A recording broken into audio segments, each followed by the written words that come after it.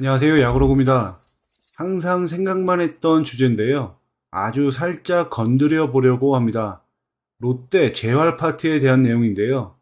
뭔가 롯데는 선수들이 다쳤다가 재활하고 나서 복귀하면 예전의 퍼포먼스가 잘 나오지 않는다라는 느낌적인 느낌 있지 않습니까?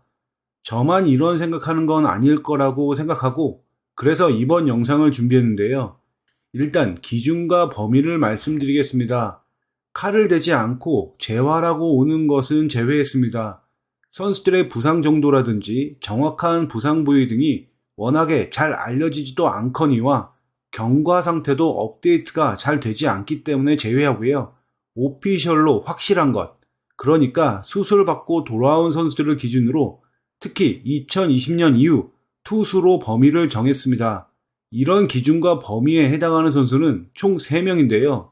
김도규, 이인복, 이민석이 2020년 이후 수술을 받은 선수들입니다. 팔꿈치 뼈 조각 수술을 받은 김도규와 이인복은 수술과 재활을 거쳐서 1군 마운드에 오르는 기간이 총 6개월가량 걸렸고요. 토미존 수술을 받은 이민석은 복귀까지 약 1년이 걸렸습니다. 본격적으로 선수들의 부상 전과 후의 기록을 비교해 보겠습니다. 부상을 당하고 수술을 받고 어렵고 힘들고 고통스러운 재활 과정을 거쳐서 다시 마운드에 오른다는 것 자체가 대단한 일인 것은 맞고요. 선수들의 강한 의지도 정말 칭찬받을 만합니다. 하지만 안타깝게도 세 선수 모두 부상 전에 비해서 복귀 후 성적이 나쁜 것은 사실입니다. 특히 나빠진 기록 중에서 제가 주목하는 것은 딱 두 가지인데요. 첫 번째는 제구력입니다. 선수별로 보면 김도규는 최근 3시즌 9이닝당 볼넷 토용이 3.35에서 3.94, 13.50까지 치솟았습니다. 부상 이후 제구가 집을 나가버린 모양새로 이번 시즌 김도규가 1군에서 딱 5경기만 뛰고 2군으로 내려간 이유, 그리고 다시 1군으로 복귀하지 못하는 이유도 바로 이 제구력 불안 때문입니다. 이인복은 또 어떤가 볼까요?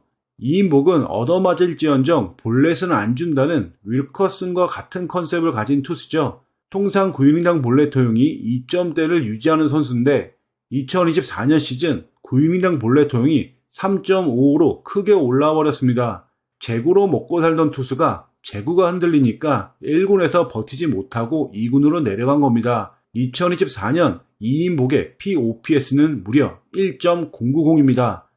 마지막으로 이민석인데 역시나 앞선 두 선수와 비슷하게 9이닝당 볼넷 토용에 큰 폭 상승이 있었습니다.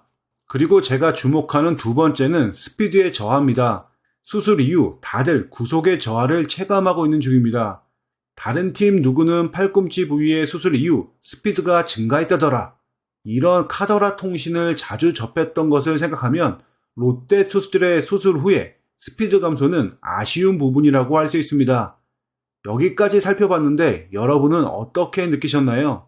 저는 기본적으로는 수술 후에 아직 충분한 시간이 지나지 않았기 때문에 인내심을 조금 더 가지고 이들이 정상적인 퍼포먼스를 낼 때까지 기다려야 된다라고 봅니다.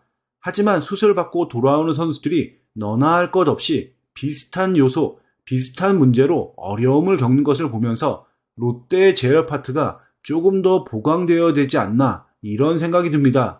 왜냐하면 오늘 다룬 김도규, 이인복, 이민석 말고도 2024년 시즌 수술을 받은 선수들이 2명이나 더 있기 때문입니다. 앞서 살펴본 3명 못지않게 이 심재민, 최준용도 롯데에 정말 필요한 선수들이죠. 돌아왔을 때 정상적인 퍼포먼스를 내는 것이 정말 팀에게는 중요하기 때문입니다. 롯데 투수들의 부상, 수술, 그리고 복귀 후 성적까지 앞으로도 꾸준히 팔로우업을 해서 영상을 또 만들어 보도록 하겠습니다. 이상으로 방송 마칩니다. 감사합니다.